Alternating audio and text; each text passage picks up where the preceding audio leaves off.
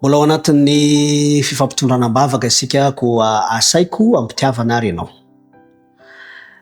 Raha tsara indrindra izay any an-danitro misaotra anao zahay raha mbola manana tombontsoa miombona amin'izao vavaka izao. Ary mangataka ihany koa famelan-keloka hatrany izahay anananay fiadanam-po sy fahatokiana. Indrindra raha manonona-bavaka manokana ny namanay izay manana olana eo amin'ny fiainam-pianakaviana, indrindra eo amin'ny fiainam-pivelomana. Eny tompo malalo, mbola kely ny ankizy, mbola kely ny zaza, nefa tsy mahita asa.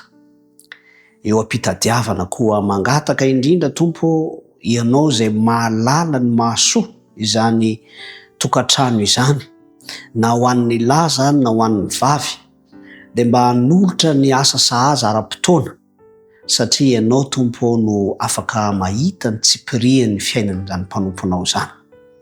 Raha mitodika aminao amin'ny alalan'izao vavaka izao zahay, dia mino sy mahatoky fa manana vahaolana ho an'ny tokatrano mpanomponao ianao.